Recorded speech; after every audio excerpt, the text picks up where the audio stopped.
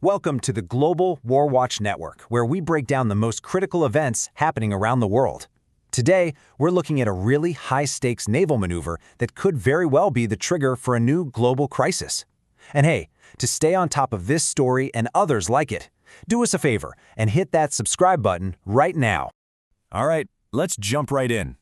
We're seeing some pretty strange naval movements out there. The USS George H.W. Bush, a full-on carrier strike group, is way down off the coast of Namibia. Now, normally it would just zip through the Suez Canal and the Red Sea. That's the fastest route. Instead, it's taking the scenic route all the way around Africa. The big question is, why? Well, Alex, the answer is pretty simple and pretty serious. That carrier is going the long way around specifically to avoid the Red Sea and that narrow strait, the Bab-el-Mandeb, because they're trying to steer clear of potential attacks from Houthi forces in Yemen. And this whole detour, it's tied directly to a much bigger operation, a full-blown U.S. naval blockade of Iran that's just getting started. So, this unusual journey is really our first major clue. It shows you just how tense the region is right now, and it perfectly sets the stage for what we need to unpack today, this new blockade. That's it, exactly. On April 13th, it became official. U.S. Central Command, or CENTCOM as you know them, put out the word. Their forces are now implementing a blockade of all maritime traffic both coming into and going out of Iranian ports. The orders are very clear. Any vessels with ties to Iran can be intercepted, searched, and maybe even diverted.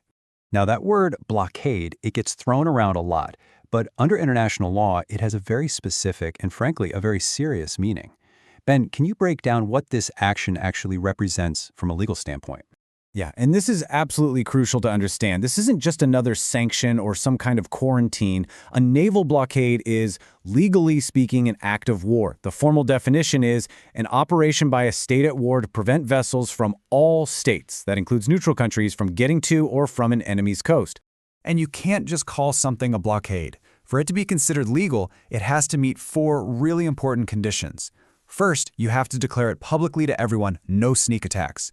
Second, it has to be effective, meaning you need enough ships in the water to actually stop traffic. You can't just say it's blocked. Third, it has to be impartial. You have to enforce it against ships from every country, not just your enemies. And finally, its objective has to be lawful. And this is a big one. You cannot use a blockade with the sole purpose of starving a country's civilians.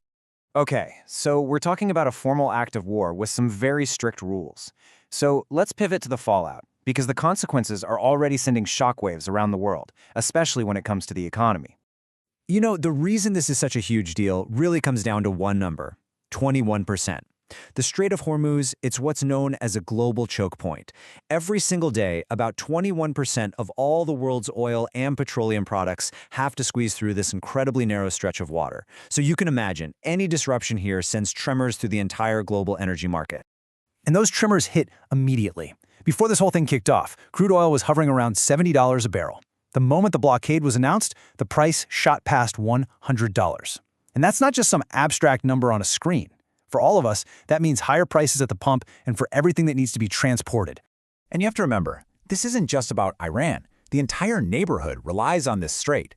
The blockade might be targeting Iranian ports, but it puts everyone on edge. Saudi Arabia sends about 1/3 of its Gulf exports right through Hormuz. For Iraq, it's over 20%. The UAE, Kuwait, they're all in the same boat. One miscalculation and all of them are affected. And the impact goes way beyond the price of gas, right? This is starting to put a massive strain on global supply chains for all kinds of different products. Oh, absolutely. We're seeing a cascade of effects already. That strait is a key route for fertilizers, which threatens farming and harvests around the world. The cost to ship anything, the freight rates, they're up. And insurance premiums for any ship going near the Gulf, they've gone through the roof. So yeah, this is way bigger than just oil. We could be looking at shortages of food, chemicals, you name it. And this really gets to the heart of the matter. CENTCOM can say that freedom of navigation will be maintained for non-Iranian ships, but the reality on the ground, or on the water, is totally different. Just having that much military hardware in the area, plus the risk of things escalating, that alone is enough to scare off a lot of shipping companies.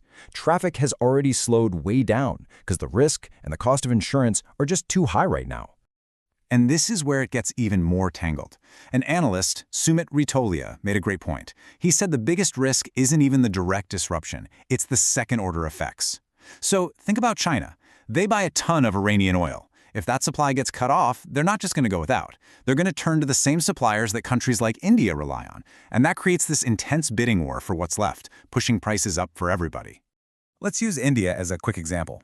Their direct trade with Iran might not look huge, but it's vital for certain industries. India sends essential things like rice and medicines to Iran, and in return, they get key materials like petroleum bitumen, which is used for paving roads, and gypsum for construction. This blockade puts that entire two-way street at risk.